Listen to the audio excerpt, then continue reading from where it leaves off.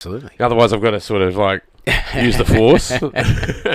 Or flip the screen. Oh no, I've got another screen over here. And there you go. I can see on the hyperdeck there. Man, I'm blasting through there. There we go. So that was red hot. Can you talk a little bit? Yeah, how's that? There we go. There's perfect. Now we're in the butter zone. The buffer zone. Yeah, no, I say no. The butter zone. It's the butter. Oh, yeah, it's for the like, buttery voice. Yeah, it's the butter zone. Yeah. I like that. I've got to just find the right. There we go. There it is. Get a bit more of the yeah. You get the chest in there. That's it. You can get that. Get the radio voice get going. Those gutturals in there. You know. This is super exciting to have an audio expert on the show. Ooh. Because like you are someone that is. Oh, let's just do the show. Let me do the intro straight up. Yeah, go for it. I'll be able to start. You know. Who am I? Why am I here? Why are we here? And welcome to the Pagey Train. Today I have in the studio with me Gordon Fletcher, audio extraordinaire, and expert. Welcome to the show. Hey, thanks for having me, Ross. Yeah, man. Look, like I was saying before, moment for indulgence. Sorry, I'll make sure I'll speak through the chair. There we go. But little political joke, folks. Sorry about that. Yeah, people refer to you as an audio expert. Like word on the street, if you need something done right on audio, your name comes up a lot. That's good to hear. Yeah, it is. So, like, I've worked with you on shows before. Content creation, making films. Yes. And doing other, live events. Side hustles? Yeah, it's all about the side hustle. The side hustle, our yearly side hustle. Yeah. Well, one of many yearly side hustles. Yeah. So we actually met at the Sydney Writers Festival. Yeah, that's right, yeah. That was how we kind of introduced. And then I think we'd been doing the show, because I'm part of the podcast content team with Dylan Prinz, who's been running that since 2020. Yeah, I've had Dylan on the show. Yeah. Yeah, Dylan's been on. He's mad. I love Dylan. He's going to be a bit harder. You're going to have to do remote calls with him now. He's up in Brizzy, isn't he? No, he's in Sri Lanka for a little bit. Oh, okay. Yep, he's hanging out there, and we'll hopefully get him back. Yeah, no, he's got a good vibe, good energy. He's a great guy. Yeah. And look, again, working with people that are knowledgeable about audio and all that kind of stuff. That gig came up for me. I was supposed to be on a series. Yeah, TV. For TV production. For a large-ish company. Large-ish, we'll go that way. Large-ish. Yeah, and obviously COVID hit and everything shut down. Yeah. All the shows were pulled and... Yeah, madness. I had nowhere to go. And like most people, there was a few bibs and bobs here and there. Yeah. But no steady work. Nothing. No. Even commercials were all being done... remote call in. Yeah, different strategies, different methodology. Yeah, absolutely. Even from a gear hire point, I'd get labs hired out and stuff, but I'd have to put them in a box, make sure they're all cleaned and sanitized, put them outside my house, have one of their COVID-safe PA runners come and pick up the gear, take it to wherever they were. It's a special operation. Oh, it was crazy. And then they'd drop it back, ring me and say, hey, your gear's out the front. Yeah. They'd have to get in their car, wave to me from their car while I picked up the Pelican case with gloves on, spray it with, Glen 20. That's crazy. And then wipe everything. Anyway, so... Insanity. Writers Festival came up and I was like, oh, look, I have a crack. Let's have a go. I've done podcasts in the past, and I just thought, look, hey, it's going to be a good gig. Give me some time to do something a little bit different from film, and just get some money in, which would be nice. Yeah, that's about it, right? Especially during COVID, like for us, like. It was terrifying for us through running a festival. Like, we're not government funded or anything like that. And if we were, the rug would have been pulled out from under us anyway. Absolutely. So as a commercial interest and as a community minded operation, we had to do lots of planning, and it all drove out of side hustles, right? So we were agile enough to create side hustles. Like we were managing Zoom calls. We were doing, we just treated it like TV. Yeah. We just routed it as TV, and we just like produced it in a creative sense. Yeah.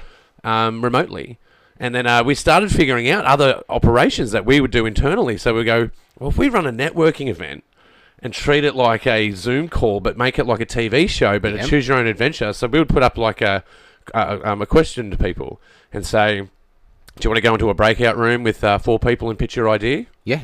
And we'll let the audience vote for how the show unfolded. Which is fantastic. And we still run that to this day. Yeah. And if it wasn't for that disruption, looking for side hustle, we wouldn't have an instrument like that where we could connect with people and point them in the right direction. Yep. And even like in some cases go, hey, do you want to work with us? Like come along on this, Yeah. So side hustles is where it's all at, dude. Side hustles. So anyway, Sydney Film Festival. I've been there for 2 years, and I think eventually, I think in the 3rd year that you and I were working together on that, I didn't know that you and Misty were running Made in the West. Had no idea. Yeah. And I think this would have been 2024. Was that the year that Jane? Yeah, Jane. Yeah. Oh, for me, I get film dementia in this space because same. I've watched I've passed 750. No, it's 1,000. I've watched 1,000 Western Sydney short films. Damn. So it's it's hard to. Yeah. I need to look at databases to remind myself how that goes. Same. Yeah. So yeah, 2024, we won Audience Choice. We won Best Director. Yeah, Roger Ward. And he won Best Actor. Yeah, Best Actor. Yeah. Jackie did as well, I think. Both of them. Yeah, I think you had a clean sweep of pretty much. And I got Best Sound. Which was I was really proud of that film. That a lot of work went into that. Well, it sounds important, right? Incredibly. People forget the sound, right? Like we just recently did a workshop, and we focused on don't get me wrong, you got to teach people how to do framing. Yep. Focus. All the importance of these compositions. But then we really harnessed in on audio. And the biggest issues that our students had was all audio. Yep. Their shots were fine. Yeah. Like shots we can pretty much mimic well because you see them all the time on TV and film. But sound, you don't... That's a space where people don't think about it as a 3D environment. No, They think about it as a stereo space, and it's just... You just record the sound. How hard can it be? Yeah, well... How hard can it be? How long is a piece of string? How many... If you want to think about the hardships that a director of photography has to battle with lighting, they can make light go away and then relight a scene. Yeah. I can't make the degenerates outside screaming at the top of their lungs shut up during an intimate scene between two people. So that we get it nice and quiet and paced correctly, and we can hear every piece of dialogue and control the space. To be able to EQ it.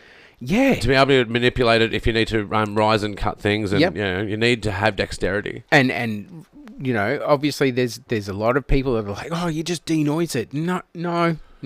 Yeah, this is a tool, but it's not a method. It's not a tool, not a method. It's not a magic eraser. You can't magic the mistakes, because then you're going to be ruining the space. You're going to be ruining performance. People end up sounding like AI aliens. It's horrible. It's I've seen some terrible things, or heard some terrible things if you really think about it. But that's one thing I did, again, as a side hustle. A big thing that I do, because I do video operations, obviously, but sound repairs for people. Yeah. And that sort of came through data repair. So I did a lot of data repair for people, and sound sort of was in that space because data is another unconsidered issue when you're dealing with film. Absolutely. So I imagine it as a 3D.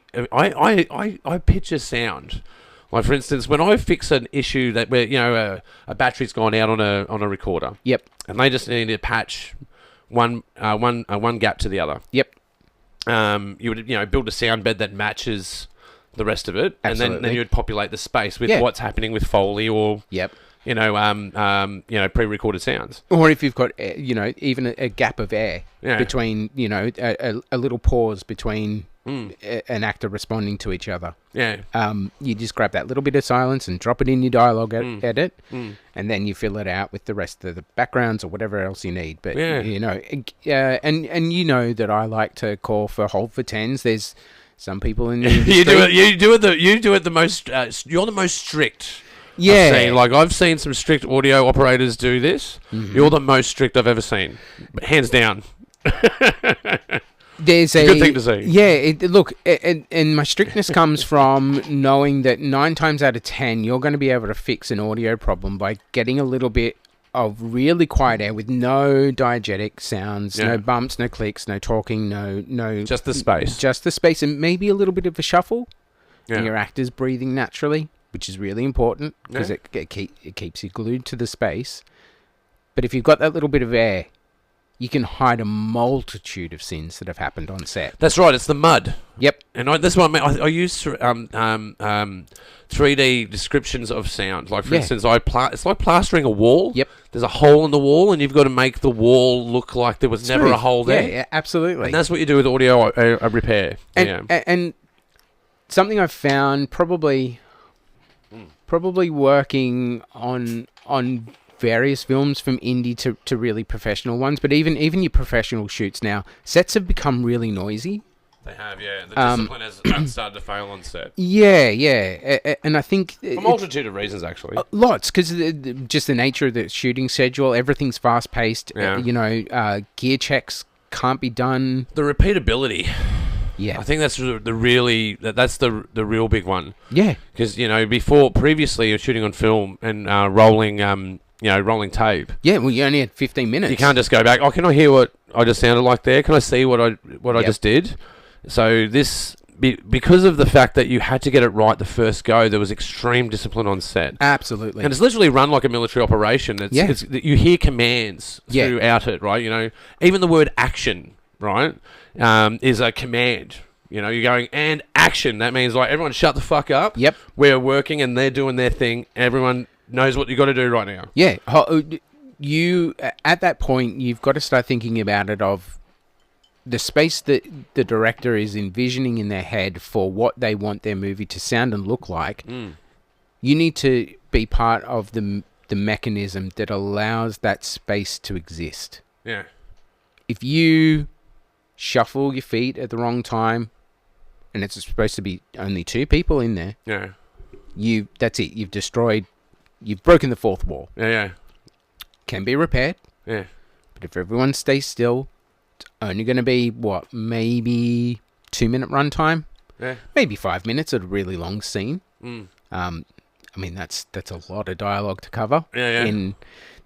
That'd be a it's wide. Enduring. It's like being a sniper. Yeah. You just got to be quiet and hold your aim. Yeah, exactly. Yeah. And just when an AD calls quiet on set, it's not just a quiet on set, except for the guys over there that are doing the thing that want to have a conversation and flick through TikTok. No, it's a quiet on set. Let's respect everybody's time and space. Yeah, but you see people getting on phones while they're on set and they're clicking away, man. And they're shuffling or they're all chatting. That's the one that I go, you're talking during a shot, dude. What are you doing? And I have experienced this more and more in the past. Yeah. And so that's probably the big thing that sound comes up against it, because you're already battling elements. There's sounds that you don't expect a house to make. A film that I did at Christmas time, there literally was a backflow issue with one of the sinks. So there was air in the pipes. No. Boom. Oh, it was just, just boom. Random bubbles. It's two people, intimate scene, late at night. They're having dinner. It's supposed to be, romantic. So everyone's being really quiet and still. Boom. Through their labs, through the boom. And because it was a big space in this Airbnb that we were shooting in, 12-foot ceilings. Tiled floor, echo chamber. It's like you're shooting in a massive bathroom. Yeah. So that look was just through everything. It's kind of like when you shoot for image, being around mirrors. Yeah. Because it's reflective, right? Yep. You're getting this reflection. And again, like I see it as, again, I describe it in a visual sense. And I think the irony is that I describe image in a audio sense. I describe image as rhythm. And I describe rhythm as image. Yeah, and it's because I think it's a clever way to think about it, because you think about the whole 3D scape, right? Yeah. So like you'll hear a car crash before you see one. Absolutely. And you'll actually know where in 3D space it occurred. Like something just happened behind me. Yep. And then you look. Yep. So if you take those sort of natural human ideas into building sound beds and synchronizing with image. Absolutely. That's where you get that suspension of disbelief space. Yeah. You're selling the story. Yeah, and especially for people that are writers or writer-directors, I think if you can, try and hear your story. As you're writing it, imagine what you can hear. Know what the space should sound like. You mean like when you're writing the when actual you're story writing as a the script? story, yeah. Okay. Not so much what you're always going to have a character voice, which is, look, everyone knows it. It's the fun part of writing. It is you. Yeah. You are writing as you through normally an experience that you've had or an experience you've seen, and you're taking. So you can hear the dialogue, but think about when you're writing your setting. What does that sound like? Yeah. So if it sounds like a bushwalk, you're not going to hear traffic. You're not going to hear, depending on where it is. If you're out in the bush, you're going to hear, what birds can I hear? Write it in your script. What native animals might you be able to hear? Write it in your script. What about like if you're in a bowling alley, right? You go, at this point you hear a strike happen. Absolutely. This sort of that sort of escapes. Help to use that for your actors too. Yeah. Even if you don't see it visually on screen, that might be a cue to set up a moment for you. But if you've given your actors that space and you've given sound design and your location audio guy that space to know, hey, one, if you don't see the strike, that's great. That's 5 seconds of dead air. Yeah, but everyone knows what it sounds like. Yep. So you know one happened. Yep. That's what I'm saying. Like, sound is image. Can you hear the air conditioning? No. What does it sound like? How many people are there? Is it a quiet night at the bowling alley? Is it a busy night? What's going on? Yeah, drinks being served. Yep. Are there people playing in the? Are there kids playing in the arcade part of it? Yeah. Are there people having a chat in the background? Absolutely.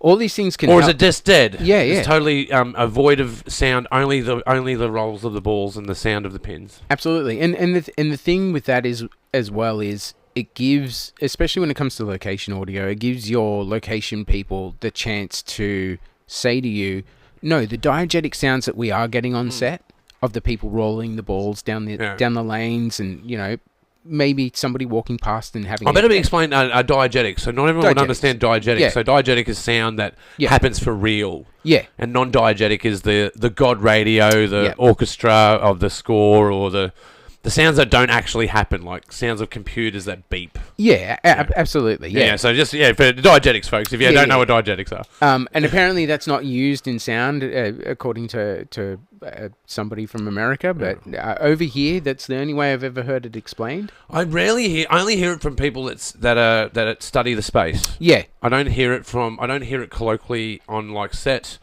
I generally don't hear it in edit suites. Yeah. It's very rarely I hear it, and I think I say it more than I hear it. Yeah. If that makes sense. Absolutely. Yeah. But it's important to distinct that. Like Tarantino does a good job of it, right? The car radio that's on in the car, and then they get out of the car, and then it goes to the score. Yep. That's a diegetic shift. Yeah. And then if you think about it in this space that allows you to plan it. Yeah. You can plan what's going on. So that way, if you are recording, you know that you've got your boom operator up. You're going to be capturing the sound of this bowling alley. A lot of that can still stay in your dialogue. You don't have to try and denoise it. You don't have to try and get rid of it. It's all going straight down the middle because that's where dialogue lives when you go into screen. That can stay. You can lower the volume of it. Yeah. You can do things to lessen the sound so that your sound designer has space to, create other bigger moments. Or even record more spaces of the room so that you can then EQ the entire room. Do an Atmos roll. Always very important at the end. Try and get as much as you can in the space. And again, this is all pre-planning. I mean, when you go to find your director of photography, at the same time, you should be looking for your sound location recordist at the exact same time. Totally. These camera then splits down into multiple departments. Sound is just itself. And this is, I think, the bigger thing. There are so many visual aspects to the filmmaking process. That's right, yeah. Sound is just this little island, but it is 50 to 60% of your film. It could be the make or break of your film. Absolutely. If you haven't got your sound, it could totally put your lights out on the film. Yep. You know, so look, but again, I've seen people do it in the most cowboy guerrilla style where they just do it all in post. So the whole thing is done as ADR. The whole thing is done as soundscapes that are built. So I've seen it done the other way, but again, that was the plan. They go, no, we're gonna railroad it all the way through, have a guide track, and we're just gonna populate it on the back end, which is the Hollywood way. You know, that is the traditional studio way. You had, you know, either a sound stage where you could record everything and clean. You're never going to have any sort of noise, so you know, you've got a controlled space. But when you kind of split it into this indie upper studio kind of level of shooting, saves you a lot of time. It saves you a lot of time and money, that's for sure. Yeah. I think that's part of where some of the issues that people have with the sound department are built into, because it's okay, we'll just ADR it. As budgets have gotten tighter, as time and turnover and turnaround on a project have become tighter, ADR is not a luxury that you can afford anymore, especially not as an indie filmmaker. Well, you turn around as well. You can turn it around faster. So you're already fighting time. So especially if you're doing feature-length content, right? Yeah. You've got so many assemblies that you have to do. You know, from the visual assembly to the special effects assembly, and including the soundscape. And your color grade and everything else. There's so much assembly that has to occur. And if you want to turn it around, because the shorter you turn it around, the cheaper it's going to be for you to do it. Absolutely. And because time is money, and you want to get it out as soon as you can. Yep. You don't want to be harping on it for 3 years. You want to build the thing as soon as you shoot it. Absolutely. You know? And so if you get clean dialogue on the day, and that's the main thing that I think as well is, you're not, when you're on set as an indie filmmaker, you are not trying to capture everything. What you want is clean dialogue. That's it. That's it. Don't worry about the Foley. We can figure that out. It's pretty easy. Maybe get a little bit here and there if you've got time. Chuck a boom down near somebody's feet and just get them to do some quick walking. And just have it as a file in at the end of the day. Dialogue is king. Yeah, totally. Dialogue is king. So saves you time. Yeah, if you've got clean dialogue, everything else will come out. Well, ADR can go wrong for you as well, especially if you're in the indie space, right? Because you've got to rely on your actor doing it the same way that they've done it as well. Yep. And ADRing is also its own art. Yeah. Because I produced a lot of ADR. Yeah. And I can tell you that it's very directorial. And it's very it's you've got to have an understanding of how to engineer it. So it comes with a lot of experience to do ADR. You can't just sort of go, I'm just going to overlay this voice that you're just about to do. That's the two separations as well, though. There's ADR, which is your automatic dialogue replacement, which is usually a decision that you've made in the edit. I want them to say something different to what they said on the day. We need to do that to make the story work. Yeah. Replacing your dialogue is called looping. That's loop grouping. Looping for the individual. Loop grouping's different again. Okay. Looping is where you are literally getting your actor to listen to the guide, say it exactly the same way they did, but just in an environment that is clean and... Well, that's what I mainly do. Yeah. That's mainly what I do when I do voice recording. Looping is what actors hate. Yeah. Because they have to get their lip sync right. They have to be on. They have to be in the moment. They have to give it with the same enthusiasm. That's what I'm saying. As directing it is difficult. It's difficult to direct it. So hard. Because you're dealing with as well the person that's just shot the film. They've probably already been through an ordeal shooting the film. Yep. So now you've got them at the end. Now they've got to relive the ordeal that they did on the film. Yep. And now they've got to deal with the pressure of getting that correct. Absolutely. And now you're in a room with another director telling you to do exactly the same thing again, but through a space of audio only. Yep. So it's hard. Of course, it's doable. Yeah. But it takes finessing and takes work. And there's a lot of setup in post. And that's not even just producing it. Then you've got to produce it and capture it correctly too. Because even from your post audio point of view, you've then got to work out what DAW you're going to be working in. Are you going to be working in DaVinci? Okay, great. If you've got studio version of that, then you're set. Yeah. You've got ribbons, so they can visually see the line and then go. Yeah. Or you got your ADR beeps.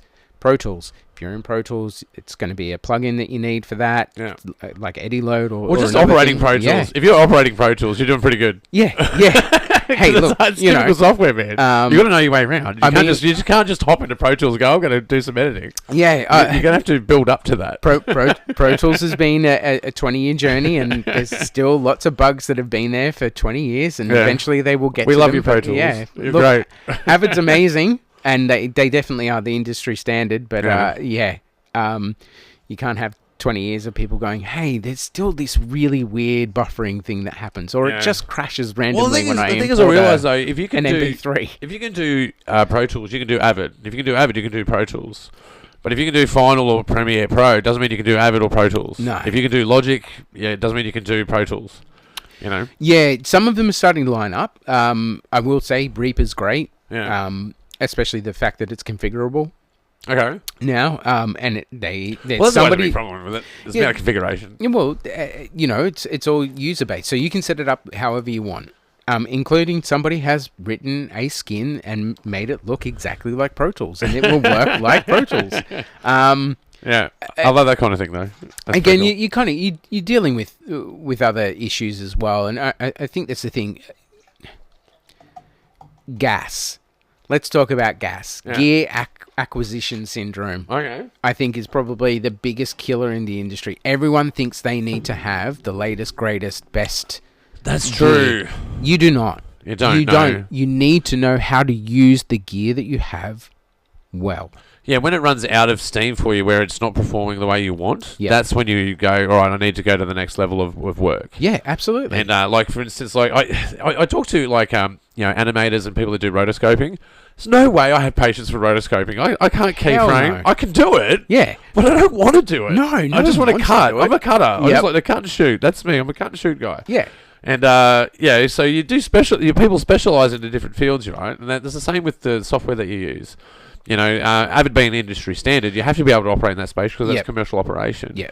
But freelancing, you can easily do Premiere, Final, DaVinci. I think realistically, what I'm seeing now, as far as a workflow for sort of your budgeted indie films, definitely the DaVinci Pro Tools workflow seems to be where it's at. That seems to be where it's at the moment, yeah. I've seen it shift. It's shifted, I've seen it when it was back on Final Cut, Yeah, absolutely. And then it went to Premiere for a bit. Yep. And then it's sort of over in DaVinci at the moment and between Premiere. Yeah. And then you've got operators like me that are like, no, Final Cut all the way, bro. All the way. Right. I'm seeing less and less probably Premiere stuff. I'm seeing more and more DaVinci stuff coming out. Yeah. DaVinci is definitely dominating at the moment. But I find it I use it as an aggregate sorter. Yeah. I don't use it for my fine cuts. Yeah, I do. I'm just too used to my workflows in Final, and all my plugins are in there, and I've got my own That's it. I've got my own mutated version of it. Yes. And I love it. And that's the thing. You're going to find people that will work in Nuendo, Cubase, they'll work in Pro Tools, it's whatever works for you. Cubase, that takes me back. Oh, it's still going. People love it. Audacity. Oh man. Fruity Loops. You can still do stuff in, I have heard of somebody using Fruity Loops to try and do a film, which I found really interesting. Hilarious. I don't know how they went with the visual, but I know that you can put a video in there. Yeah, you can synchronize to drum beats in there, and then attach audio. Attach a visual carrier. Yeah. I mean, the last time I used Fruity Loops, you see them online. When they do like a remix, you see people remixing, and you see them like warble between what their sound grab was with the audio, with the visual. Okay. So that's the reference. Right, so right. You can reference in it. Okay. Yeah. I've never done it, but that's I'm only assuming that, guys. Sorry, don't crucify me online. Don't. I haven't used Fruity Loops since 2001. Oh yeah, no, you got to be in a garage band to do that shit. Yeah. But yeah, your gear acquisition syndrome. It's just start if you've got an H4n and a Rode NTG2. Yeah, that's pretty decent and easily obtainable. Easily obtainable. You're set. Yeah. If you can boom well to begin with, that's probably my biggest tip. Yeah. Learn what a boom sounds like. Learn how to manage a space before you start putting lavs on. Yeah. Lavs, for me, are a backup or a dialogue sweetener. Yeah, okay. I will go to boom every day of the week. Yeah. I will try and use it all the time. it puts your character into a space. You're not looking for reverb It's to better. constantly jump on to try and make your lav sound like they're in the room that they're in. Which always gives you that sounds like a lav. Radio mic sounds like a radio mic. Yep, it's too close. It sounds like this. Yeah. There you go. There's your mic pump. There's your mic pump. Halfway. It's I guess what the official thing is, it's too microphonic because you're too close. Yeah. That makes sense to me. Yeah. You're not in the space. So if we move, if I move back a little bit, you're starting to hear. Now you can hear the room. You can hear the room. Yeah. That's what you want for film. You want the space to walk with your actors. Yeah. That's how you get perspective. That's how you change the dynamics of a scene. Yeah. You totally. know, and then you go to this, a mid. Yeah. And you're a little bit closer. Yeah. It sounds a lot clearer. And then you go for the close-up and you hear. Yeah, and you can get quite intimate. That's right. See, that's that visual reference again. It's about depth of field. Yeah. Right? And this is an audio space. So people tend not to think about it that way, but I encourage people to do so. Absolutely. A lav, you are stuck to one plane. Yeah. That is on their chest, and it is always going to sound like this. With a boom, you're going to get the space, and then the camera's going to move in, and you're going to drop the boom, and you're going to get a little bit quieter. But the room's still going to sound like the room. And you're getting the whole conversation as well. And that's the other thing, is because you're following the conversation. Yep. And you get that higher quality. Yeah. It's way higher quality if it's done right. Yeah, and you'll have people moving through the space, so you'll get that Doppler effect. You'll get that sound of people walking through the space, and you want that. Obviously, a lab's there for one, backup, but two, to give you a little bit more presence if you need it there. Yeah. If the room's too reverby, you can pull the boom down, push your lav up. Yeah, if you're in a 12-foot ceilings, a whole tiled area. Exactly, yeah, and you've got bloop, bloop, bloop going on in the background. Audio mirrors, that's what we're going to coin it. Audio mirrors. I like that. Yeah, these are all things, but start with the boom. Start to learn how to control your audio in a space. And it's fundamental, right? Should be. It's fundamental. And I say this to, even on the camera end of it, right? Use a tripod. Whatever happened to a tripod? Yep. Nothing wrong with a tripod, man. You can do a swivel with it. You get 3 shots in one with a tripod.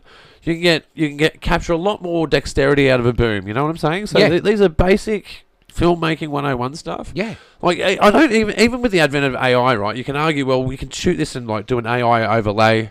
But again, you still need to boom it. You still need to shoot it correctly. Absolutely. It doesn't matter that it's going to be superimposed. You can be shooting it in a garage and turn it into the Starship Enterprise for whatever it is. Absolutely.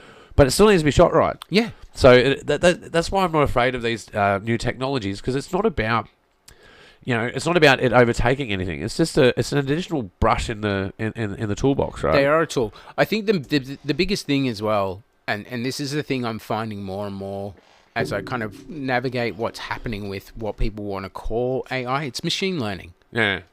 Yeah, AI is an interesting term for it. It's not it's predictive text, but predictive paragraph. I don't know. Yeah, but it's only predicted on input that a human's already put in. These tools that we're using are only ever as good as the human beings that are giving them the data to be able to do what. That's right. What we need them to do. That's what I mean. It's predictive text and it's got the alphabet. They're not at a point yet where they know how to correct it before you do. Yeah. And to be honest, I think that's probably 100 years away. Yeah. I think, that's right. It's about... I think all of what's going on with AI, it's all data input. Yeah. So don't fear about your job being taken over by AI. It may be supplemented by a robot before that. Yeah. Well, that'd be great. A remote avatar that you can send to work on your behalf. Right. It would definitely stop most of the boom operators needing knee replacement and hip replacements. Yeah. Well, they have those, they track people's mouse from work. So imagine that you have to then, so you're working from home, but I need to put my robot in a cage like it's walking around. Yep. It's a robot mover, just to show a pseudo presence. Yeah. So I'm not concerned about the AI revolution. I think we're in a machine learning revolution. Yeah. Definitely, I think that's what's going on at the moment. Totally, I think they're tools that can be utilized that assist you. But everything that I've seen, especially in the film space, it's still like a preset. Here is what I think that's right, would be a good starting point for you. But as the operator, it is you that needs to make the final decision. Yeah, that's right. It's never been taken out of our hands. No, that's right. That's what I mean. It's just a paintbrush. One day. It's a paintbrush. Whether it's an audio paintbrush or if it's a visual paintbrush, it's still a paintbrush. One day, maybe, but it'd be less artistic choices and more kind of busy work, fundamental choices that it will repair for you. I don't ever see a point where a human being isn't creating the art. Yeah, I agree. That's what I mean. Like, let's just see it as a superposition. Yeah, but it needs the human data for that to occur. Absolutely. Regardless. Even look at the whole thing of everyone raging about AI slop. It's only going to be around for a little bit longer because it's only got so much data, and that data is being withheld from it because people are like, well, no, I don't give you permission to use my face, my sound, my music, my anything. Yeah, the likeness of what you're doing. Yeah. Well, I think it's been a big trouble. The most egregious one I really heard about actually was for animators. Yeah. So animations, if you look at stuff like, The Simpsons to South Park to Rick and Morty, right? Yep. They're all stylistic. Yep. And people when they become animators, they have their own voice. Same as a writer, same as an audio engineer. You have your own style, right? A composer, they have their own style. Like what's his name? Hans Zimmerman. You know it when you hear it because it's stylistic, right? Yep. So people are getting animations done through AI, but ripping off people's styles. And for me, I was very torn on that because I go, there is something in that. There is something in there that's been lifted as your creation because it didn't exist before you. Yeah. And it's yours. Yeah. Like Ren and Stimpy, for instance. That's very... You know it when you see it. Absolutely. It's style. Like comic book halftones, like they've been used since the 50s, right? Yeah. And these are styles that have been come up through print and the merger of media. So... yeah, it's an interesting thought. And the fact that they've even tried, the collapse of the deal between, I think it was Suno and Disney, they were getting ready to AI all of these cartoons, and they just went, nah. Yeah. Like, nah. It's not not. Because they already did tests, and people were like, this is disturbing. I don't like any of this. This is not okay. It's counterfeit. Yeah. If you're doing it like that, it's counterfeit, right? And people, like... It's kind of like, would we AI skate videos? Yeah. Because we don't watch skate videos because of the stunt. We watch it because of the risk of what was taken to conduct the stunt. Absolutely. It's about the attempt of it. Yeah. And the succession of it. And you can even see skate videos modified. Back in the 80s to the 90s, it always was about trick success. Yes. In these days, it's more about showing every attempt it took to get this hard thing done. The honesty in it. Yeah, that's right. And you can see that pathway of authenticity. And I think that when you're looking at AI as a silver bullet to cheap content creation, that's what you're removing. Yeah, you're removing absolutely. the authenticity of it. And people are aware of that. Like I see clips online, I go, that's an AI next. Yep. And people do it. They go, nah. The amount of companies now using AI as their primary advertising tool is just insane, and good luck to them.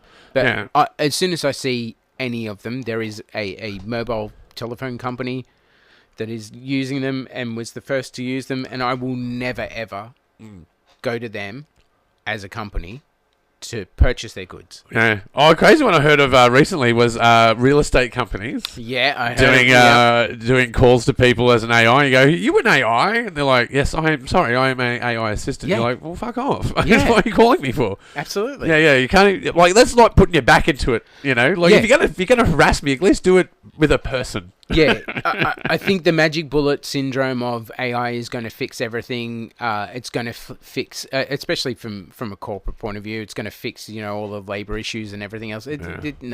No, because it's still too young. Oh yeah, no, it's still in its infancy for sure. Yeah. And every business is bespoke, like the film industry. You're never going to be able to get AI to make the film that you want to make. It's never going to work. It can be an assistant, though. I've used it as an assistant, but I get better action out of it when I'm doing the heavy lifting in it. Yep. If you lean on the AI to do the heavy lifting of your ideas, it won't give you shit. It won't absolutely. give you. It'll actually frustrate you. Yeah, because it becomes a feedback loop. Yeah. You just end up in this. Exactly right. You end up in a feedback loop. So you go, well, I've got to give it more data to give it the structure of what I want. Yeah. And then you take the structure of what I give you, and then you go, actually, that's nowhere near what I want, but that tells me what I don't want. So it's actually, even if you don't want it, it tells you what you don't want. Yeah, and then they've tried to make it so not evil that it constantly praises you and is this wicked hype man, even though you're doing everything wrong. It's still going to go, great job. Yeah. No, thank you. I want to know when I've made a mistake so I can fix it. Well, that's it. Mistakes are just data that is collected to eventually have a win. Yeah, right? Absolutely. So, So AI in the space of sound, again, like it, for everything, it's not a cure-all. Your noise reduction is only there to reduce. It's the plaster you put on the wall. It's not the wall. Yeah. And I think that's, coming back to sound beds, right? Capture the audio, capture the dialogue straight away. Yep, absolutely. Because that's your base. Everything else that you use as a tool is a repair of how that's gone wrong in certain parts. Generically, across the board, you want all of that as correct as possible. Yeah. And that's, you don't want, like the old term, fix it in post. I heard someone the other day say a better version in my view. Fuck around and find out in post. Yeah. I'm like, that's a great saying. Yeah, absolutely. And fuck around and find out in post, because it's true. Yeah, you got to plan your post. You can't just go, this is an emergency measure and it's going to save me at the end of the day. So going through the kind of the flow of how sound and film or TV or your documentary all work, get your soundie on early, as early as you can. Even get a soundie on before your DP. Yeah.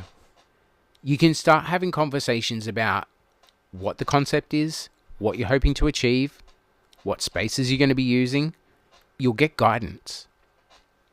We shot an entire film in Bronte in a mansion next to a pool that was on a cliff where the ocean hit the rocks. So wind, waves... Everything you could possibly think of. Yeah. But I was brought on super early and went to all the recce's with the director and said, okay, this is how we're going to manage this set for dialogue. So when it happens, I had 220 teenage extras. I'm talking 18 to 20-year-olds. There you go. At a house party at this mansion with 12 main characters doing dialogue. Yeah. Okay. Yeah. Managing that set, and I was one of 2 sound people. Yeah. Yeah, so how do you even when you start capturing it, how do you run the redundancy for that?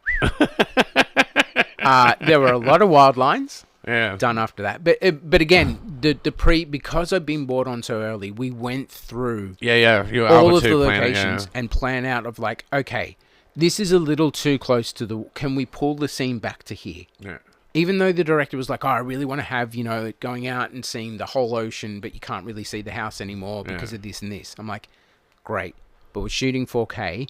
If we bring it closer to the other side and away from the rock wall where because it's going to be high tide, the waves are crashing and they're literally splashing up, you'll still get the same effect. Yeah. But you just punch the shot in. Yeah, that's right. Yeah, work from a distance and then bring it in. Yeah. So it's covered as for dialogue, which is cleaner. It didn't get the waves out of the sound. Yeah. But it lessened them. Yeah, and it gives that's you something all to we work needed with, because they're still there in the space. Just meant that the dialogue was clear and we could put the. Well, that means you can muddy it up. That's where you need that atmosphere mud. Yeah, that's why I love a good bit of mud.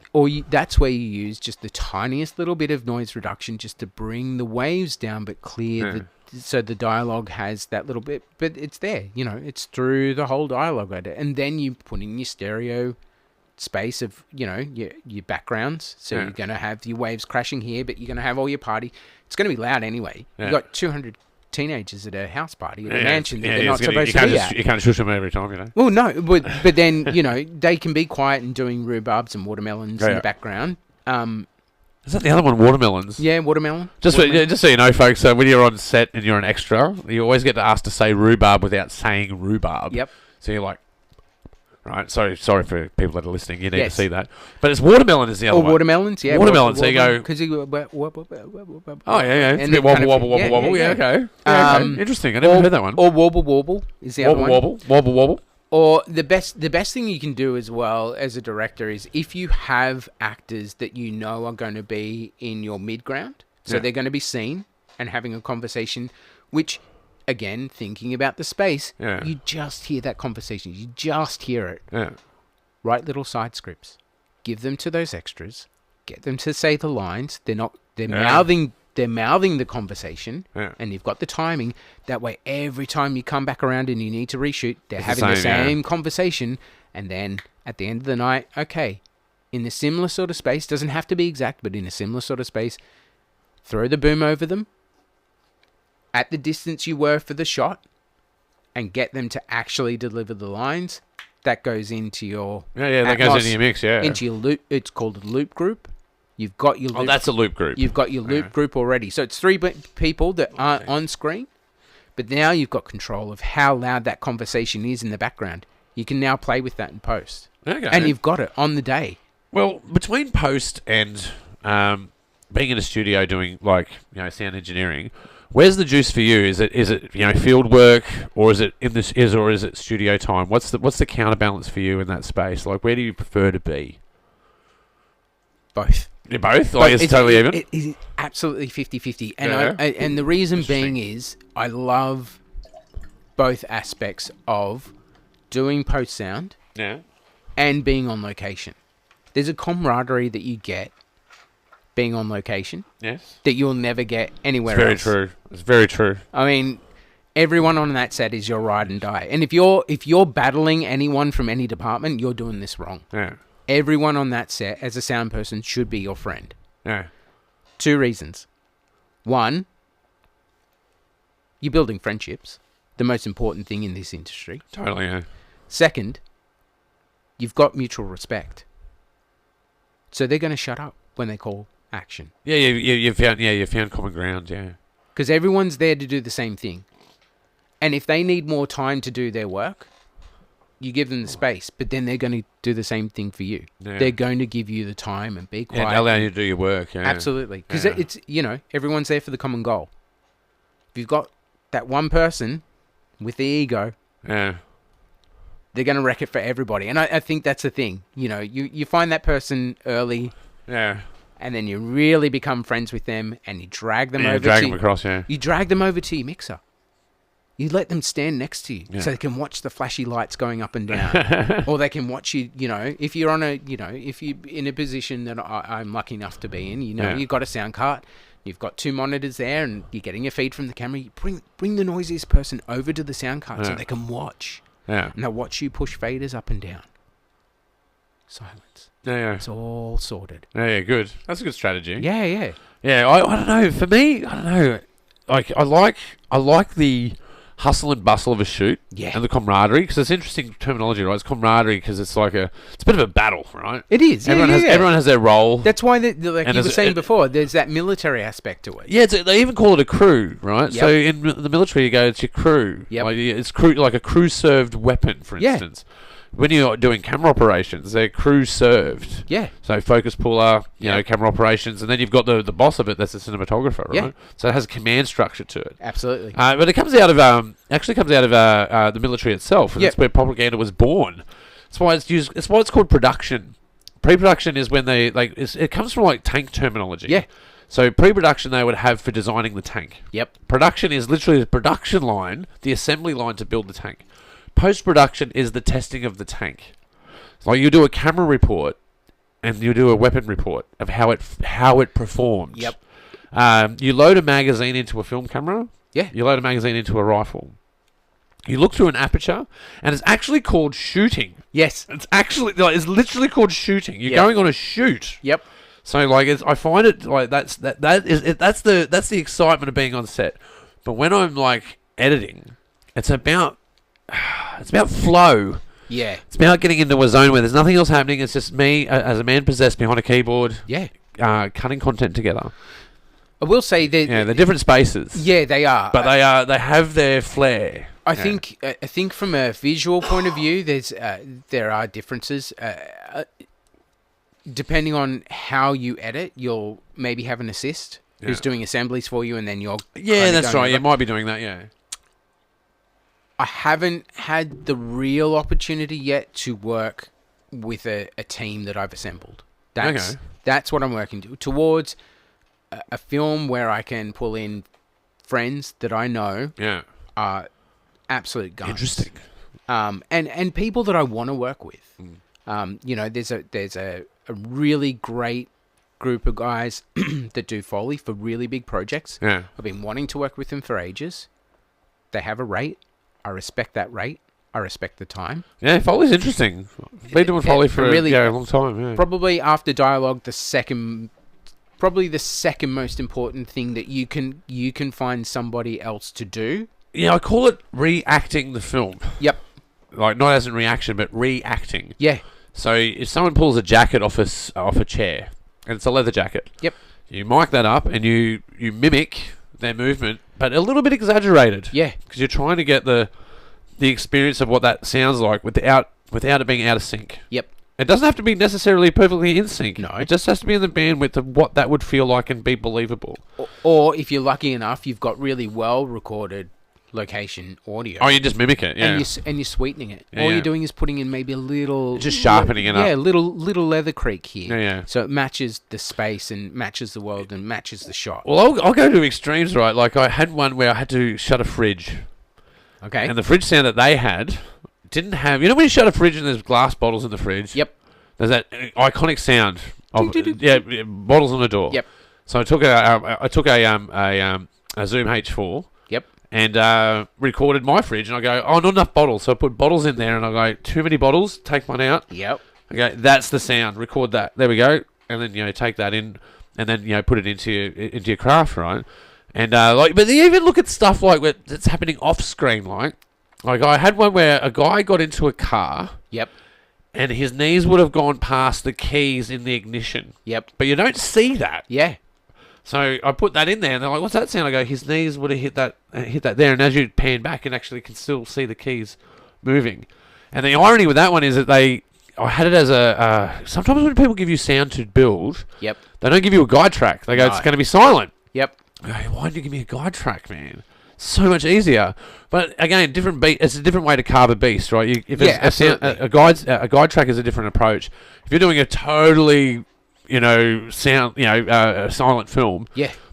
You got to really look at it. So in a way, and I've done fully silent ones, they've come out a little bit better. Absolutely. Because you're not relying on the guide track, and you're not blending it. You've got to purely build it. Yeah, I think that's the thing between having a really good dialogue edit with really clean location audio for your dialogue, which will have some of the natural kind of cloth passes and some foot scuffs and all that kind of stuff. And then you can kind of match those up and just sweeten them a little bit with, you can record it yourself. There's really good libraries. I definitely say anyone starting out in post, grab whatever DAW you want. So whether that's, Pro Tools Free or Pro Tools Studio, if that fits into your budget, or DaVinci, you can start with that for free. Yeah. Great place to start. Oh, there's heaps of sound beds out there. You can just go and find Final Cut 7's bloody sound library if you want. Soundly, I have it, by the way. Yeah. Soundly, I would say, would be your best place to start. It's a really, really great bunch of guys from, I believe, Norway. Okay. And they just built their sound libraries, Foley libraries. They've built a library. It's got a whole bunch of free stuff for you to start with. They're all Creative Commons, so it's free for you to use in any project, and they're fine with that. Okay. Or you can subscribe. Yeah, license it. Yeah. Yeah, you can, or you can subscribe. Well, with those ones, they're license free, so you can use those in perpetuity. It's fine. You don't need to get the paid one. The paid one has different tiered subscriptions depending on where you're at. Yeah. What commercial level you're at. Yep. Yeah. So it can start at, I think it's $10 a month. Okay, that's pretty reasonable. Yeah, because that gives you all of the Soundly stuff. Now these guys have been adding 7,500 sounds to the library every month. Wow, that's dedication. That's a lot of recording and a lot of planning. So you'd have to go, what am I missing? They've done a whole bunch of screams. You'd be doing streets. You'd be doing forests. You'd be doing mountains. Yeah. And then all the sounds that so gravel sounds, car, trucks going by, car passes. They've done obviously things like your Brahms, your classic Hans Zimmer Brahm, all the cinematic rises stuff, and all that kind of stuff. So they've got all of those. Well, cars are hard. The hardest one is cars. Well, not the hardest, but one of the most challenges I've come across is cars that start. Yep. So you go, that car doesn't sound like that car starting. You go, so I'm going to go make one. You go, I can't get that car. Yeah. So cars sometimes can be hard to find, or you just got to like hope no one notices that this is not this car. If you can, the main thing as well is if your art department or transport or your director has got the car, just on the day with your iPhone, and this is the thing that I do all the time when I'm walking, if we're dealing with vehicles or anything like that, like... Because it can be quite nuanced, right? Like a diesel Land Cruiser starts different from a Mazda, absolutely 3. You know? So take a photo of it, and at least you can then go and look up on Google, what's the engine? Yeah. Because you might not be able to get the same car. I've done this. I've done so many deep dives on that. That's why it comes to mind, right? So I've done so many deep dives. Yeah. Even doors. Yeah. Even the doors of the car. Okay, that. So doors sound different on different cars, right? That's where it gets tricky. It gets super tricky because then I'll go record the door. Like, it doesn't look like that car. I'm like, if I EQ it a bit this way, it sort of looks like it. When I ask people, what's wrong with that? They go, nothing. I go, perfect. Yeah. So probably the hardest car of all cars to actually get right are Volkswagens. And there is 100% a reason. Beetle? All of them. All of them, okay. They had a psychoacoustician come through and design the thunk of the way their door closes. Oh, God. So it's branded, so you always know. So it's branded. Yeah, so that you know that it's a Volkswagen. Yeah. Which is clever. Which is really amazing. That's pretty clever. And really cool. But then if you don't know that... then the car doesn't sound right. The car does not sound right. Why does it sound weird? Yeah. Or you've got the great door close that you've put onto you. So when you're taking your dialogue and you're doing a dialogue edit in post, you'll actually take the effects that you've got on the day and move them to a specific track called a PFX track, which is your production effects. Okay. So it's what effects you were able to capture on the day in the time. So you'll cut that down onto your PFX track. Yeah, so something that's usable. Yep. Yeah. And then that's where you'll use your sweetener in your sound design. So you'll go to your spot effects tracks. And that's where you'll put your other door to make the door sound a bit fuller, more realistic. Yeah, the door was too light. You go, that's a light door. That looks like a heavier door, so it's going to need more of a thunk to it. So if you've got a Volkswagen and you've got the Volkswagen thunk as your PFX, but then you go and try and put like a Honda Civic front door it's going to be closing, different, they're not going to quite match. It could sound okay, but it's not going to be right. Yeah. And people will know that people. It's so branded. Some people will, some people won't. Yeah. Some people are quite forgiving of it. They go, that just sounds like a car door. Absolutely. But there are certain bandwidths where you go, it's just not working. It has to match. Especially when it's a popular car, and Volkswagens are so popular. Yeah. People know the sound of that door. Yeah. Absolutely. Or intentionally. Absolutely intentionally. Oh, yeah, no, even like locks, right? A deadbolt is different from a handle. Absolutely. You know? These sound different. But again, though, like I like building sounds that don't exist, but they should be in the movie, like the non-diegetics. Like one of my most favourite ones was I did it was a horror, and there was a knife that was in a breadboard. Yep. And the murderer pulls the knife out of the breadboard. And if you go and do this sound, it doesn't sound like anything. No. You can't actually hear it, right? No. But when you watch a horror film, you expect it to be pulled out and you expect to hear a metal shing sound, right? So I couldn't find one out of the library that I need. I'm like, it's just too samurai, it's too Celtic sword. It was just all wrong. It was just all sword sounds, not necessarily knife sounds in the library. So I went and found different utensils in the kitchen and started recording it, again on a Zoom. Just on a Zoom with a shotgun mic. Perfect. And it was a cake lifter and a fork. Yep. That made the perfect sound. And when you pull it out, you go, it sounds like the knife. Yeah. And you go, that's a cake lifter and a fork. Absolutely. I mean, that's why people are still using capsicum and celery. The celery has impact sounds. And mango to make your crunches, to make your squishes in horror films for your blood and your guts and everything else. That kind of stuff for sound designs really... that's really exciting. I think for me... Well, I find it's performance. Yeah. It's performance, right? Because you're performing to the screen. Like, even if you go watch Foley videos, a really common one is where they do dogs walking, right? Well, I put paper clips on the end of gloves that like do, chihuahuas running across a wooden floor. Yep. And, you think about the lightsabers that open on Star Wars, or the sound of a blaster, or even to the extent of John Wick, where they've recorded a 3D sound of a bullet traveling down a field and then, EQ'd that, which is just insane. Oh, that Super sound cool. team is incredible. It's incredible sound. Like, when you hear those guns, because gunfire is quite generic as well. You can find it pretty easily. Again, people are pretty forgiving of gunfire. Yep. It sounds like a gun, probably a gun. So, especially in Australia, I think probably somewhere like America, where everyone, has the right to own a gun. terrible So with they know what the gun should sound like. I'm terrible with it. I go, because you go, that's a 45 and it sounds like a Beretta. Like, Yep. what are you doing? Yeah. That's wrong. Yep. I I blame Counter-Strike too. Everyone learned about guns in Counter-Strike. Yeah, I hate it. It annoys me. But again, though, that's just me nitpicking sort of stuff like that. But yeah, but again, though, you got to sort of be like that. You got to be like that with the sound. You got to be quite precise and finicky with it. And speaking of being precise with sound, I mean, my trial by fire was with mates. This was early YouTube. If we'd stuck with it, I think we would have been Australian Smosh. That's not a humble brag. Yeah. I think if we'd been brave enough to put the skits, I mean, we'd 100% be cancelled by now. Yeah. Okay. Because it was 2001 and 2006, and we were 26 and crazy and doing just ridiculous stuff. And sounds like a hoot. it was. It was great. It was really good. I just think now people would have seen it as a bit controversial. We were just trying to make funny things. So me wearing a wig and dressing up as a woman might not be seen as a positive thing now. It was just that none of us had girlfriends, and we needed a lady to be in the movie. Well, here's the thing. I hear this a lot, right? People that make something, they go through the pre-production of something, the production of it, they do the post-production, and they don't publish. That's a common thing. Like, I would say it's less common now. People tend to publish more because there's more forgiveness out there on the internet because there's so much content out there. Who gives a shit, right? But there was a point where 10 years ago, you'd stand out more if you've published something. Absolutely. And there's that fear of publish and fear of ridicule. But that's what I say to people. Like, it doesn't matter what you publish. There's going to be people that absolutely hate what you've done. 100%. And there's going to be people that absolutely love what you've done. Yeah. It's very rare that you make something, like, even if you make something really bad, like, look at the movie The Room, right? Yeah. Terrible film. Absolutely. People love that film. Yeah. It has a cult following. It's so bad. It's good.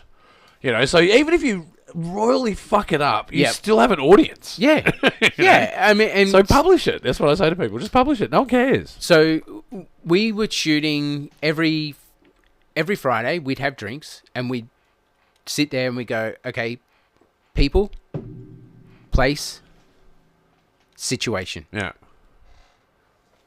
One person we'd point. Okay, we're three dudes, and it's and we're all businessmen. Okay, great. They're the people that are in this thing. Okay, where? We're in a backyard by a pool. Yeah. We've come to a pool party, but we're in business suits. Okay. Weird. What's the situation? Well, we've already got part of it. We're at a pool party. Yeah. But the situation is, all of us are actually mafia bosses. Not knowing that we're being invited to this pool party to try and have a meeting. Oh, yeah. To fix what's going on. This is going to go royally wrong. Exactly. Yeah. So there's a situation, and we would just go and ad-lib everything. Yeah, man. Shooting on HD cams. Yeah. With me. Yeah, linear editing at this point, right? Oh, hell yeah. in Final Cut, original Final Cut 7. Okay. Yep. Yeah, we are. Old school. Yeah, I learned on, that's what I learned on. Yeah. With my first boom mic. Okay. Which was a little dynamic mic that I picked up from J-Car. Okay. With a 3.5mm jack. Yeah. That we put a 3-meter extender on to go into the DV cam. Yeah. So, you had to convert it. Yep. Yeah. Which I got a microphone clip with it. I had to get a thread adapter that I drilled into a pull scoop handle. Okay. And that was my first boom pole. Yeah, mad. Yeah. And we did it. That's how guerrilla. It worked. That's how guerrilla we were with this. Yeah, mad. So we captured the dialogue as best we could. We did ADR here and there where we needed to. Yeah. But that's how we shot, and that's how I ended up falling. I already loved sound. I went to JMC to do business, music business management. Is what my degree is in. Okay. Fun. That's the first year of that old I don't think they do it this way anymore. Yeah. But yeah, that my first year was doing that, Yeah. and then the second year was so that you knew how to work with artists and what was expected in studios and stuff. Yeah. I work with JMC. We've been doing a few productions with them. So then the second year that you were there, you went and did the big shout out JMC, by the way. Yeah. You went and did the audio engineering part of it. Yeah, that's right. Yeah. Yeah, so I did that, and it ended up that there was a situation where I was very generously given the opportunity to work at the recording studio. Okay. So I was basically a studio assistant, cleaning the studios. Yeah. Sometimes I was there late at night. Sometimes I was there during the day. I'd run the intro courses. Yeah. So this is a mixing desk. This is your channel strip. Best way to learn is to teach. Yeah. I mean, to begin with, yeah. But the good thing was, obviously I had time to watch, some of our diploma and degree students go in with bands and watch what they were doing. So I sort of learned some techniques, and I was there, obviously, with the studio operator and watching the way he did things. Yeah. But I already knew, and I knew from a really early age, I wanted to do sound for film. Yeah, okay. Because of Star Trek. Yeah. And because of Star Wars. It's interesting you say that, dude. I went to film school in order to study Foley. Okay. So I was inspired to start in film because of sound. Yeah. I entered film through sound, and I ended up doing videography because there was people needed it. Yeah. It's just something that was needed, so I just started learning it, and then I ended up being an intern at a community TV station. Yep. Started as the intern, and I ended up running the place. 5 years later. But you get to do everything. And you have to participate. But yeah, you just learn the importance of commercial operations is very valuable. Yep. Because there's standards, there's expectations. Yeah. And there's different work environments too. Some places I've gone are absolutely toxic and fucking horrible. Yeah. God, Other places I've gone are just absolute heaven. Like absolutely amazing. Do it a million times over. But that's just the bandwidth of doing the arts, right? Well, yeah, and you're going to find that on some of the indie projects that I've worked on have been the most supportive, beautiful places, and some of the biggest commercial projects I've worked on have been the most toxic environments I've ever seen in my life, and they still keep going. Yeah, it's amazing. And any other industry, the people that worked on that would never work again because of their behavior. They go straight to HR. They'd be fired, but no, they're back again shooting some of the biggest projects. Well, I think there's a shift in the tide, and that shift is because of the generic nature of the industry. Yeah, the cookie cutter approach has reached its end. Yeah, I think and it's independents that are rising. Yep, and I see that through the festival. I see that through Made in the West. I see that through other festivals that we're involved in as well. I just see it across the board, and independents are on a massive rise. And I think that's where the key is. That's the key to reinvigorate audiences is through that space. Yeah. But again, it comes down to the fundamentals. Absolutely. You've got to be able to shoot a film. You've got to be able to record it. You've got to be able to then edit the whole thing, the sound and the image, and direct the performance and write the thing. Yeah, and remember, as a sound person, you kind of have to be the silent assassin. Yeah. You want your presence known. If you're the production, it's very military terminology. A sniper. Yeah. If you're the production sound mixer and you have a team, so you're head of a department. Yeah. You kind of have to follow that chain of command. Obviously, you've got a direct path to the director because you've already had pre-conversations. Yeah, they're checking in with you. So you're gonna say, hey, look, that take was great. Let's go again. Sound guy's never happy. There's always a plane flying overhead. They're never happy. Well, there's a bandwidth of happy. The rule is, are you happy enough?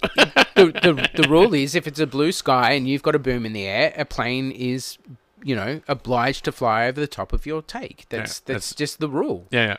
You're never going to be able to avoid it. It's always going to happen. It's amazing how it happens. It is absolutely amazing how often it happens. Even if you're in the middle of the Philippines and you're filming Survivor, it's going to happen. Yeah. The amount of times we had to stop down while we were shooting American Survivor because there was a plane flying over the head during, Jeff actually explaining the rules to the contestants. And do it again. And it's his single, and we had to go, Jeff, that was excellent, but we're going to have to go again for the plane that just buzzed over the top of you. And he was great. Every time he'd be like, yeah, I heard it coming just before I started, and I was like, should I stop? No, we'll just get one in the bag. And well, my favourite one is when you're on the street and someone beeps at you. That's my favourite one. I love that one. That or screaming out of the car at you, something profane or just stupid. That's always fun. We're very, very rarely live, guys, when you do that. Like, it's super rare that we're actually going live and that has any effect whatsoever. Yep. You're just disrupting our workplace. That's all you're doing. Just to let you know, in case you're listening out there. I think every filmmaker has said, and I haven't been on a set yet where that has happened, where they're like, I just wish I knew where they worked. Yeah. So we could turn up to whatever they do and just stand and heckle there them. and heckle them. Because it's the same thing. It is, yeah. It is. It's like, annoying someone like serving you at a restaurant or like, taking the piss out of your mechanic or something like that, you know. I will say, though, if you can, grab those moments. Yeah. Sometimes, and you don't know when you're going to need it, but sometimes you might have the opportunity to use the sound from that in a project. Yeah, totally. That's usable. All data is usable. All data is usable. All data is usable. Absolutely. So, yeah, if you're... getting back to, if you're a production sound mixer, you've got these things where you've obviously got access to the first AD, who's your first point of call, because you can't always talk to the director. He's, managing an entire... As a director, you are managing an entire set. That is actually your job. It's not just actors. You are looking to talk to your director. It's across the board, yeah. Yeah, you're doing everything. And your first AD should be kind of...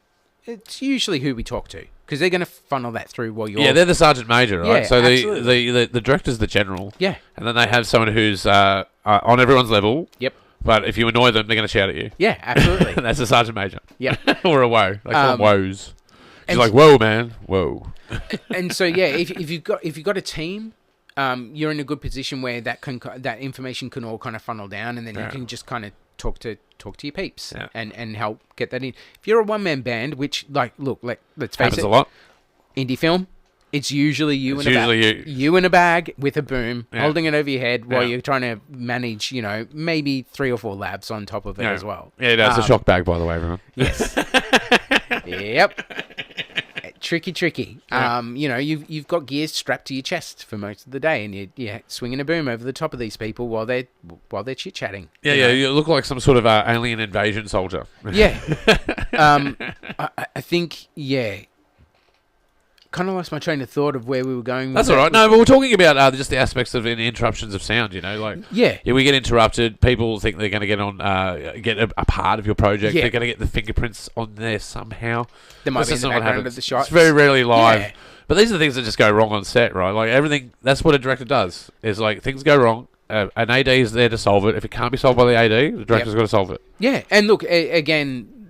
Always look to your HODs as well. Yeah. If you've got a slightly bigger crew, they will give you a solution of your sound guy will be able to tell you, hey, that's actually usable. Yeah, we got the dialogue clean.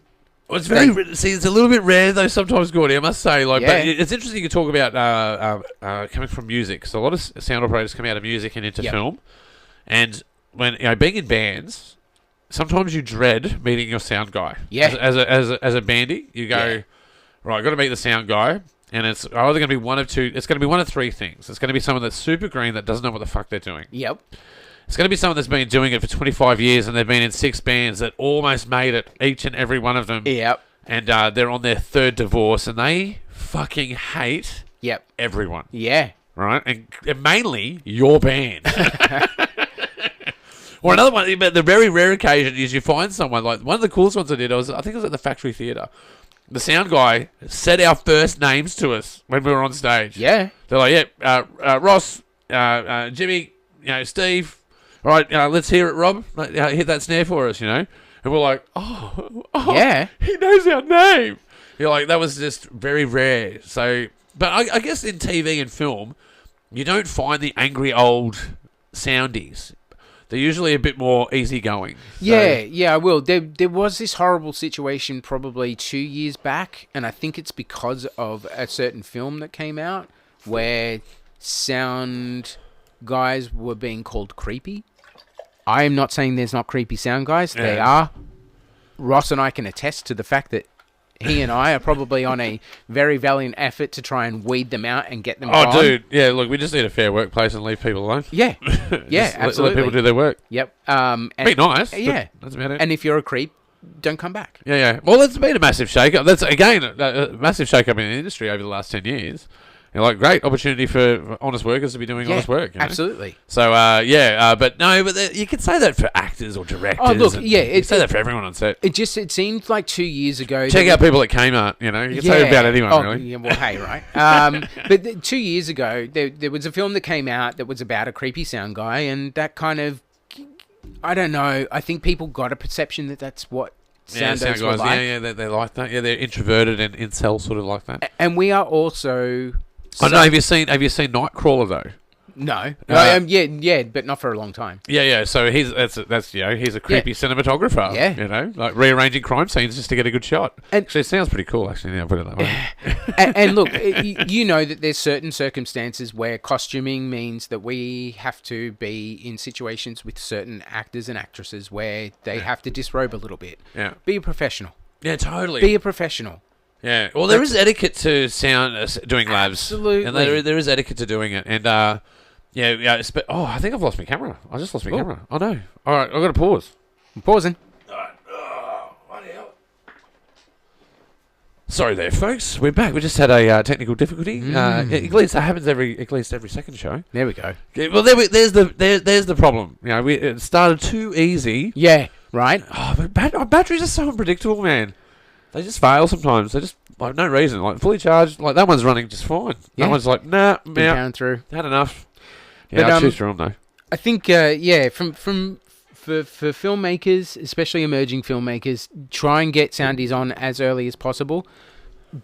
Don't hesitate to look for somebody for post audio as well. Yeah. That your location person can Don't just rely on your editor to do it. Yeah. A lot of people rely on the editor to do it. Like, they're lucky. Like, I can do it. Yeah. But then I go, there's a It's limit to how much I'm work. going to do. It's a lot of so when I work. quote it, I go, this is just for a basic Yeah. sound design. Yeah. But I can do something more for them. And then they never take it, though. Yeah. You go, you should, though. Like, it'll be like, I know people short on budgets and this sort of thing, but you go, man, it's not that much more cost. Even If if you have something that's pristine. even if you can say to somebody, can you please do a dialogue edit for me? Don't worry about the sound design and everything else. If you're editor, you're going to do all that kind of stuff, but just get somebody to do your dialogue parts. Yeah.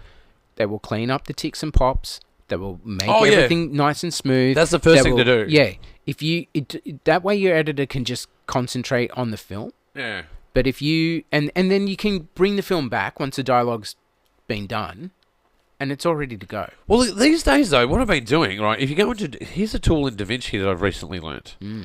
Transcript. Yep. Right. So you can go through the audio transcript, and then you can go every time it says Can you create an in and out point and cut that stuff out for me? Because normally, like, I would have to go through, remove the ums, and you go, and then you find yourself judging an You go, Yep. that got to go, but that other is between two words. You go, it's going to break the sound. Yeah. It's going to break that band between the sounds. It's going to pop. You go, then I've got to EQ that, or I just let the go. Yeah. You can't cut every No, and you shouldn't either, You because that's where you because get it's uncanny robotic. valley. Yeah, Yeah, it's robotic, right? It's Yeah. fake. It's fugazi, right? But you go, okay, so that's an that's in, and then you might be going 5 minutes down the track, you go, I let an of a less quality go higher than this that I've got now. So then you end up in this judging situation. But now with transcript, man, you can just go in and go, remove all the ums. Yep. And then you can actually tell it a bandwidth of you want to remove. Yep. You can tell it to remove all gaps, and then you can then use the transcript to then conduct the edit. So you go, okay, so just say you documentary making, right? Yep. You don't necessarily have a script. You've just got Oh, dialogue. definitely not. Right? You just got this dialogue. You go, how am I going to assemble this? So what you can do is do an auto edit on it to remove all the ums, pull the transcript out, then assemble the transcript, and then take that transcript back into it and go, assemble it this way. Yeah. You don't even have to do the assembly of it. Which is fantastic. Insanity. It's so good. Insanity. This is where these tools are important. This They're is where you great machine tools. you machine learning tools. That's where they help. It's amazing. It is Because such a time saver. It gets you back to does it visually look good? Yeah. What's my artistic thing here? Do I, and you can still, there might be, the cuts might look silly, but you might be able to take that You've got to go finesse them. Yeah, you can take that line of dialogue, remove that, and then overlay some B-roll that you did of the location you're in, or something to set the story, the tone about what we're talking about. So it's really insane. I've done it a few times now. Like this feels it feels criminal. Yeah, it's so good. You go, this can't be right, and the universe there's got to be a counterbalance to this being so fucking easy. But it just makes I realise what it is. It's more work because now you can do these things. You can have higher production. Absolutely. Output. And that's the thing. It gets you back into the artistry of storytelling, rather than being bogged down. And again, if you're lucky enough to have an assembly editor, that's what they're going to do for you. Yeah. And then you can sit down as the editor and really hone your story. Big shout out, Ryan, by the way. Thanks for doing those edits for us. There we go. Talk to a soundy early, talk to them often, keep them in the loop, let them have input on the story as well. And when they ask you a question of like, what does this sound like? And you don't have an answer, say, be honest, I haven't thought about it, but can you give me a day? Yeah. And I'll sit down and I'll start thinking about what I think this should sound like, what I'd like this to end up sounding like. So, excuse me, so that when you get to set, you've already got variables that you can control. That's right, yeah. And then when you get it to post, you know what you're going to be building on. So your location should be, quiet leaves in the trees, some noisy miners in the background. If you can see a kangaroo hopping in the background, that all of that stuff's there, like grass. A road train on it as exhaust brake. Yeah, exactly. Yeah, but if you know that you're like, say you're shooting up at Glenbrook National Park, you know that you're going to be able to hear the trains coming down the mountain. Yeah, totally. Yeah. If you can't see it in a drone shot, because you're not doing a super massive wide to set you're just in the park, then if a train goes past, you're going to have to hold and we'll wait for the train. Well, you can even use this. It's great advice to get someone in early to talk about sound because, for instance, like we usually use visual cues to do a transition. Yep. All right. So a common one is moving past a pole. So you'll go, okay, so I need to get to this next scene, and I'm going to swoosh past this pole. I'm going to tie that into the next scene. Yep. You can do this with an audio fashion. Absolutely. Like a classic is like back to a train, right? So you listen to a steam train, and the tension is boiling in the scene, and then he can hear that train, but then that sound transcribes into the next scene, even though you've left it. Absolutely. So you have a fade moment in there where the last scene is now imprinted on the next scene. Yep. You can use that as an emotional cue and a transition. 100%. So and then that's by looking at it that way. You're not just it adds more. It adds more gravitas. Gravitas. More meat. Yeah, there's more meat on it. Yeah, you're actually getting into storytelling. You're setting. You're using all of it without hamstringing the audience into this is how you should feel now. Yeah. You're letting them be in the moment as they travel. You're not telling. And exactly. And you're giving them passage of time because that's what you are showing in a film. You're showing passage of time, even if your story is non-linear. Yeah. You still need to be able to show passage of time. Well, again, though, so you compress it. See, when you're watching a film, you go, why don't you just run out of the house? Or why don't you do this one thing with one person? Like, you go, those people wouldn't have met on that same time at that moment. Like, a good example is Tombstone, right? Yeah. You get to meet the whole cast in 2 minutes. Yep. So they all arrive on Main Street at the same time. Yeah. Right? You go, that just wouldn't happen. Yep. But you go, well, it's economic, though, to do it because then we can transition between this performance and these nuances in one street, so it can compress a whole day into this 1 minute. Yep. And if you think about this compression and invite sound into that space, then think about it in a visual sense and thinking about the visual in a rhythmic sense, you're then really tying together all of that meat and bone. Yeah. If you're leaving it vacant, it's going to be vacant. Yeah. You can't just go, I've just got left and right audio on the dialogue. If you look at it from a polyrhythmic point of view, you're going to have a better experience. You're going to learn more too. I encourage people to do it. I really do. Yeah, absolutely. And again, I think if you can get the opportunity to find mentorship, take it. Yeah. Especially in sound, it's an old art. It's a silent old art that not a lot of people know. It is. I think a lot of people kind of go into it as well because it feels like a lonely art. The doors were kind of shut to sound for a really long time. Mine are open. Yeah. Well, when cameras could start having onboard audio is when it really would have started changing, right? Yeah, absolutely. Because you used to have the separate jobs, but now you can go, I'll just get the camera operator to record the sound for me, right? Absolutely. And look... and they can work in circumstances, of course, but if you're doing something with more depth, you're going to want more than that. Yeah, if you're really trying to make something cinematic, then you're going to have to look at getting a soundy in. If you can get mentorship, great. Yeah. Grab it while you can. Learn as much as you can. People will give you time.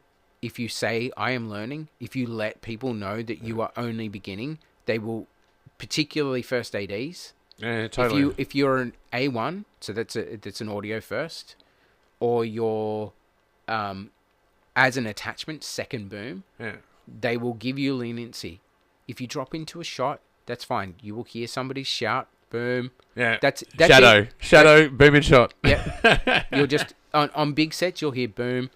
It'll be quiet, it won't be loud. Yeah. It'll just be enough for you to come up. Sometimes it's not you. Sometimes it is the seasoned boom operator who's actually telling the DOP, you've got too much headspace and I need to get this sound. Yeah. Sometimes it's a gentle nudge between departments. We're outside of exploitation. Yep. We're outside of it. Yep. We're not capturing it. Yeah. I get you. Yeah, So, bit of to and fro. Yeah. Sometimes there is languages where there are, and you'll see it. That's the other thing you get to do as well. Yeah. If you can take these opportunities for mentorship on set, you will see a language that is in no other industry. Yeah. So you might have a boom operator that's been working on different projects for 20 years with a DP who's been working on different projects for the 20 years. Sometimes their paths will cross and they'll know each other quite well. They'll have a language. He might dip his boom, just the edge of his boom in, and you'll watch the DP just gently dip the camera down with him. Yeah. To say, I'm not quite able to get the volume I need. Yeah. With the boom, there's too much ambience, too much, just can we... Yeah, you're reading the room because it's collaborative. And it is collaborative. Yeah, and that's when you see a functioning set. Again, it's not gatekeeping. It's just these old dogs have been doing it for a long time, and they know each other so well.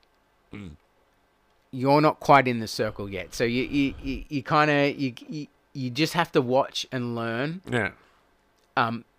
It's not intentional. No one's trying to exclude you. Look, it's about expedience, right? Sometimes it's just about being fast. Yeah, exactly. And fast is about communication. Yep. And like you do, even as a director with a cinematographer, right? You're having conversations that aren't being said. Yeah. You're sort of like complementing 3 conversations with some words here and there. Absolutely. But you're pointing and looking at things, and you're giving thumbs up because you're kind of having like a whole bunch of technical and performance conversations that are either about lighting, framing, or focus issues, or performance problems, or someone's aloof. We've got you've got someone on the loose that you go, what's going on over there, man? Is it affecting our shot? Like, you could be. There's all kinds of conversations we get going on. And then the shot's over, and the soundy will walk over and go, "That was all great. We can probably use that, but." Hey, it's talking in the background, and I need this, and I need that. We're always the last ones to step in because we can't say anything during the role. Yeah. The other thing as well is so get mentorship if you can. If you can't, don't feel alone. There's plenty of forums out there. Watch YouTube videos. There's a world of knowledge out there. Yeah. Try and talk to other filmmakers. Try and talk to other soundies. If you can work together, great. It means that somebody could be mixing and somebody could be booming, and then you swap on the projects, or you do it day by day. Yeah. You both go in together. Well, boom can be difficult. You're standing with your arms up all day. You are learning technique. Trying not to shake and make sound. Yeah. And then, tape your chords, kids. Tape your chords. Yeah, and then probably for post is there's a lot of information out there. Yeah.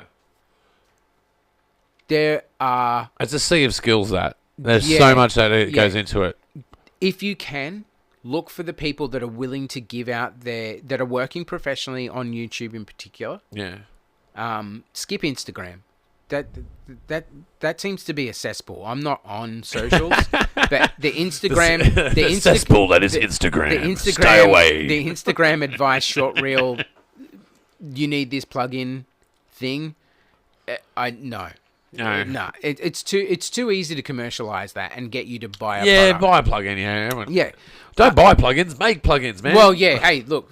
There's plenty of people out there doing that, but look for the people that are being honest. There are many great engineers, particularly from the States at the moment, but who are giving away their movie templates for free.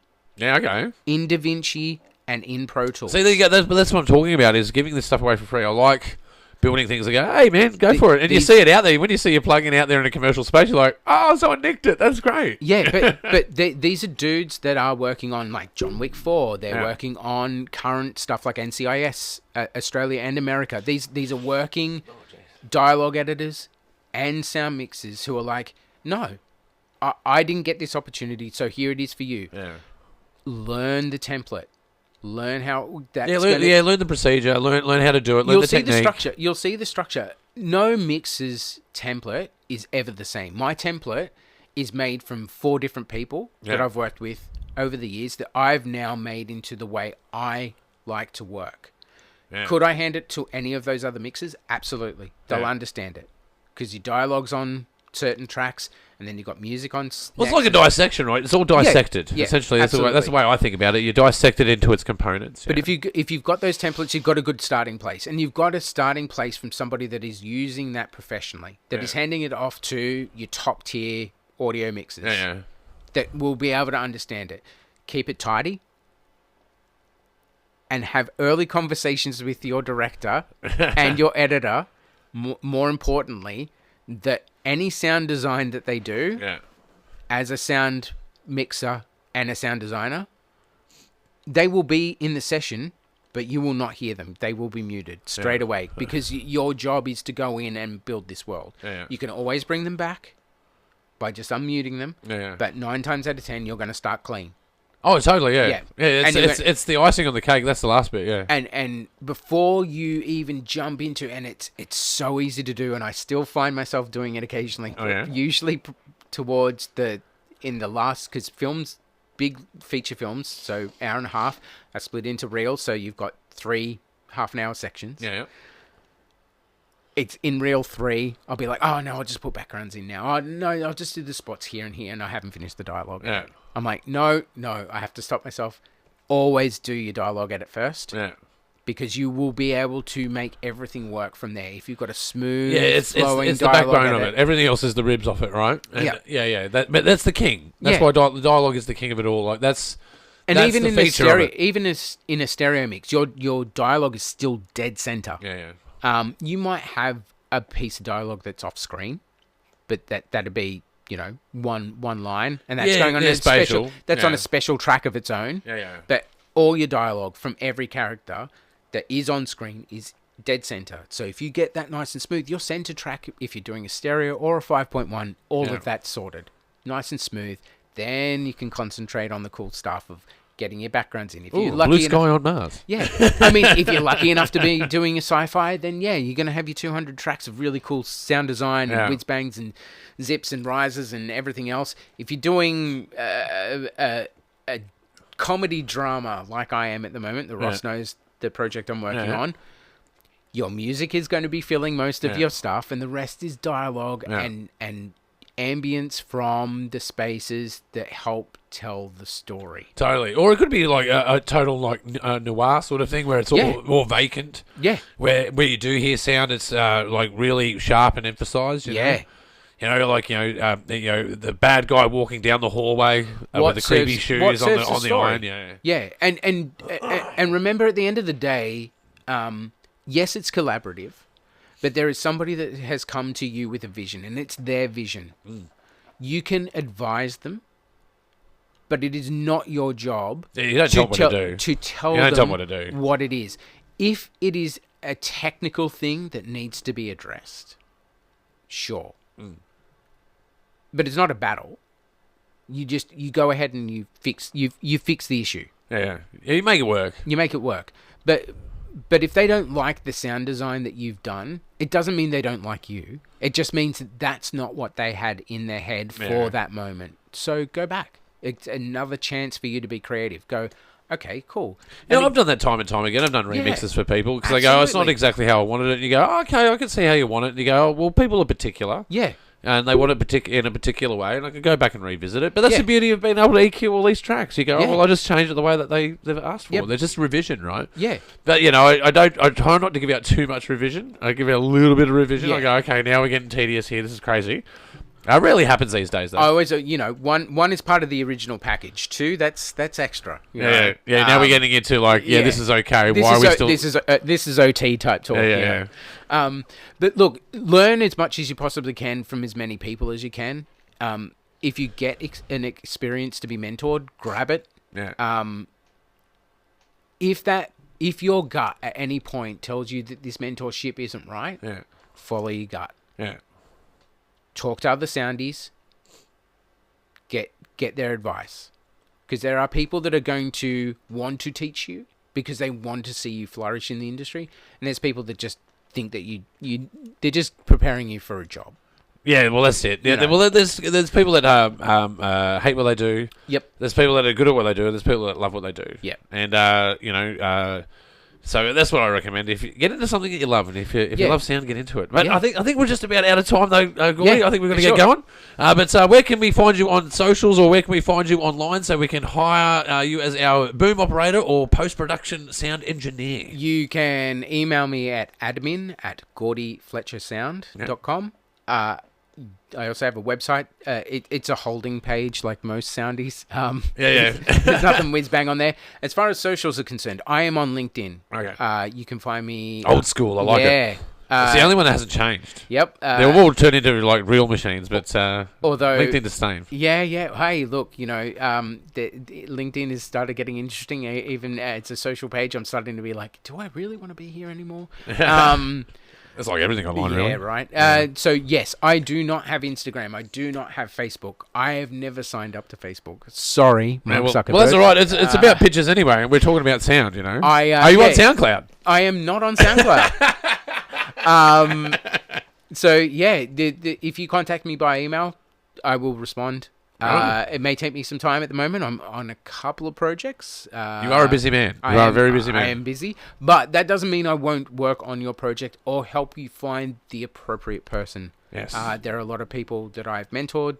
There are a lot of people that I work with, that I trust, that I can send to you, that will do a great job on your film or your documentary or your TV show or your promo video, whatever it is. Or your YouTube. Or your YouTube channel. Content? Yeah, okay. Please. Content creators, reach out. Happy to look at your projects. Being, for a very small time, having a YouTube channel for a blip, trying something out that didn't work, but it was cool and it was fun while we did it. And it taught me a lot. But and definitely, if you are a content creator, can I please just ask one thing? Please clip your lav mic to your shirt. Yeah. Stop holding it in your hand. It's very annoying. I see this all the time. Let your hands be free. Well, I see some people put it on a spoon or they put it on like a spatula. Yep. I love that. Love that. Because now it's a microphone. Absolutely. Yeah, but now just a lav on its own. Yeah, no. Please, no. Stop it. I agree. Clip it to your shirt. Or your hat. I don't care. Just let your hands do stuff. We're human beings. We speak with our hands. Well, on that note, Gordy, thank you so much for being on the show. And the advice is clip it. Don't hold onto a mic. Make sure it's clipped to something. Yes, absolutely. And guys, you've been watching the Pagey Train. That's right, the Pagey Train. You can go and check us out on Spotify. That's right, video on Spotify. You can also find us on YouTube. That's right. And while you're there, don't forget to subscribe. And for you avid listeners out there, you can find us on iHeartRadio or Apple iTunes. Basically anywhere that you can find podcasts. You've been watching the Pagey Train, and I'll see you next time. There we go. That was it. Is it recording? It's still going. It succeeded. We made it. We made it. Alive. That was good. Yeah. That was about 2 hours.